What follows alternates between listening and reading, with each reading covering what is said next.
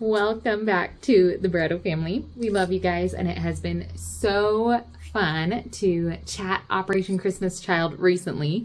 We've got quite a few videos that we just put out answering some of your questions. Remember, as we answer, these are just my opinion, some thoughts, some ideas. Hopefully they inspire and encourage you guys as you pack.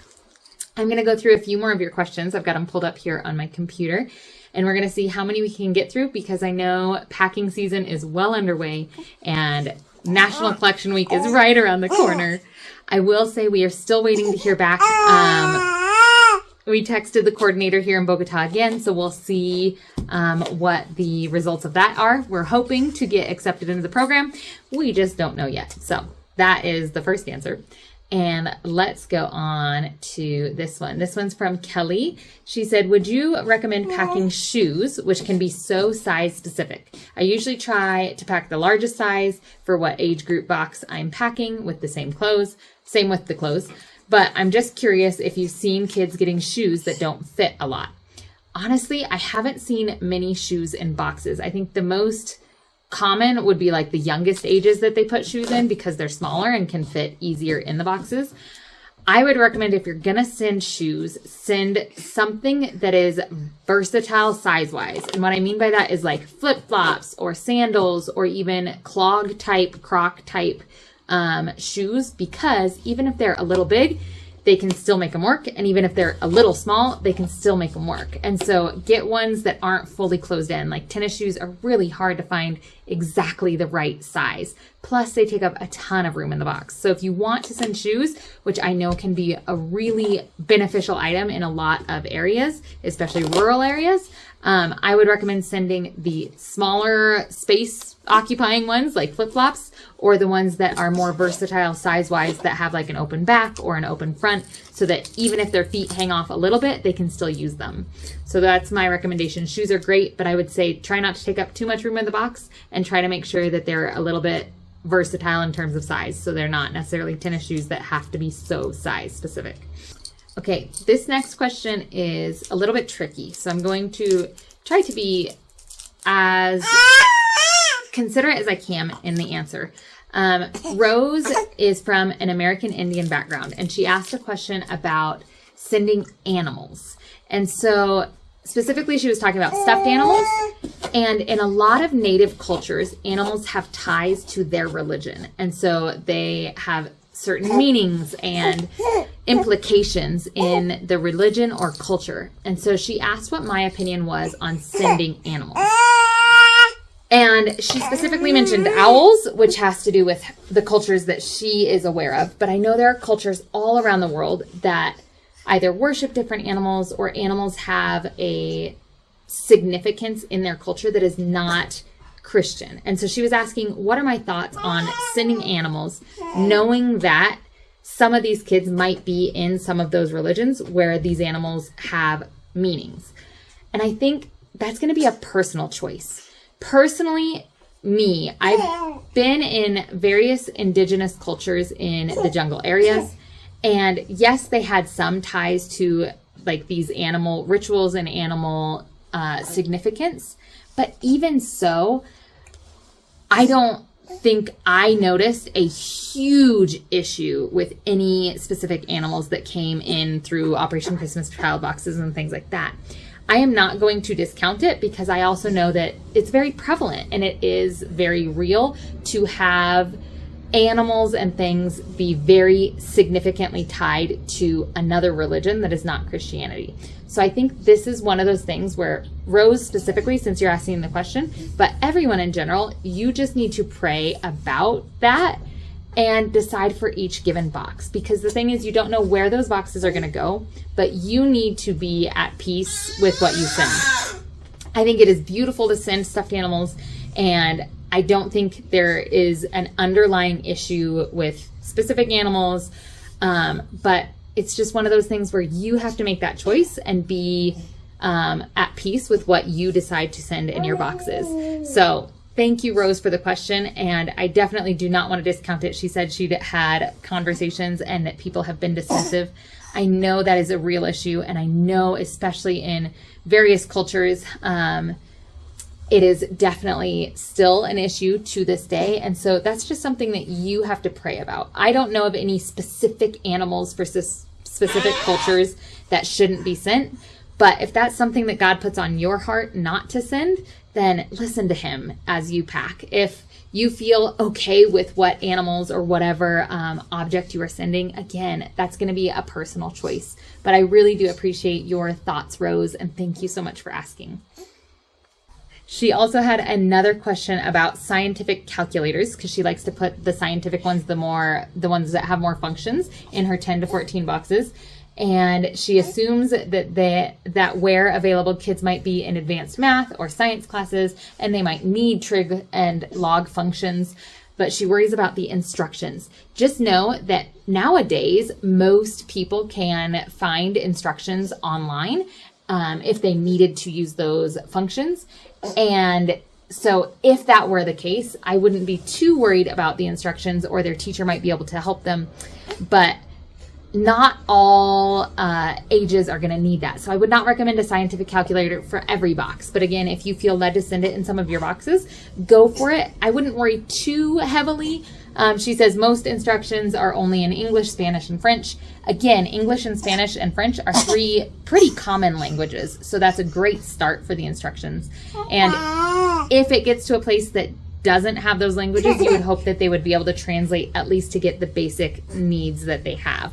But again, I don't think a scientific calculator is necessary in every box.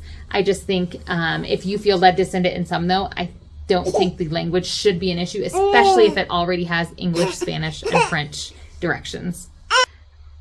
She's Crafty just liked the idea of Legos. She made a comment about that, creativity and quieting their minds. Yeah, are you sharing about Legos too? Someday you can play with Legos. But great idea, great option for your older kids' boxes.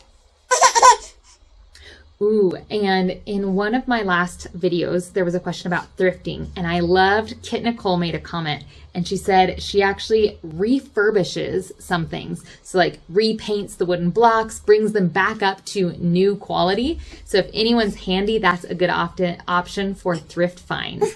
I thought that was really cool because then it becomes a homemade type gift, more crafty, more heartfelt, more personalized, but you're making it like new. So I did love that idea that Kit Nicole shared. That was a really cool idea that I want to just pass on to you guys as well. Another one, just encouraging stuffed animals, even older kids like them. So I want to throw that out there because I didn't necessarily consider that, but I think that's beautiful that so many people have commented on how older kids love stuffed animals. So I'm just going to throw that comment in there one again. Ooh, I like this question. This one is from R. Scott. And he said, I was told to send white socks so they could use them for school. Is this wrong? Almost every community that I've been in Latin America, most schools need white socks. That is true. And most of them actually need like longer cuffed, so not no-show socks. They actually need to have cuffs on their white socks. But yes, white socks tend to be very common as a school uniform type need. In most Latin American countries and communities, school uniforms are required even in public schools. And so most kids do need white socks for their school uniforms. That is actually a valid point that I hadn't thought about, but yes. Here's a question from Packing with Purpose. She said, I would like to ask your opinion on fishing kits and small tools for older boys and sewing kits for older girls. Do children find these kits useful? Are they excited to receive them? Thank you so much. I've talked a little bit about that in some videos. Right now, what's coming to my mind in this moment is it could be very useful in some circumstances, but not every kid is necessarily going to enjoy it. It's for the boys in terms of fishing kits, it's most useful if they're in a rural area. Here in Bogota, if the kids get it, it's cool to have and they'll probably play with it, but there's no rivers to fish in.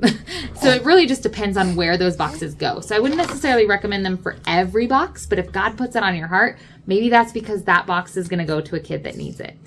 Sewing kits are a little bit more versatile because they can be used anywhere that they get sent.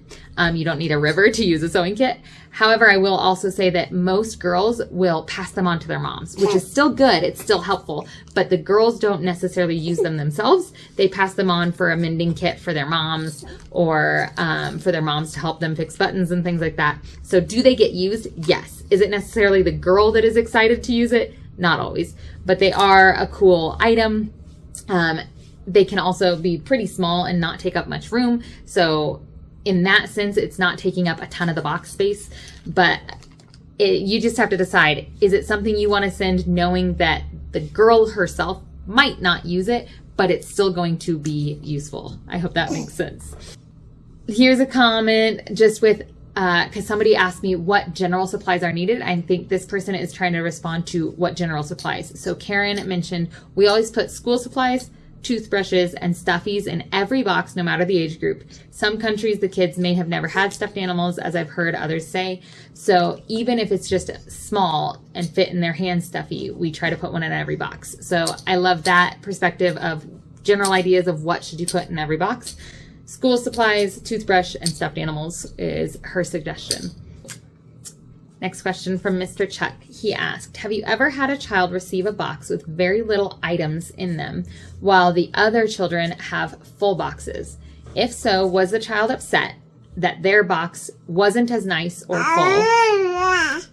And then he's got a second question. Yes, we have had kids receive definitely less full or kind of less quality boxes. It happens. These are sent by all sorts of people from all over the place. And so not every box is going to be the same. So have we seen it? Yes. Surprisingly, though, we haven't seen a ton. This kind of goes into the same question from one of the last videos. A ton of jealousy or frustration that they got less because they're just so excited to get a gift. So in all honesty, we haven't seen a ton of them upset that they have less. I would say try to keep that in mind, just knowing that hundreds of boxes are being opened at the same time. So you want to try to make sure that the boxes are nice and beautiful and have something that is going to bless the child. But I will say I haven't noticed a ton of upset or frustration from kids, even though some of them get less in their boxes.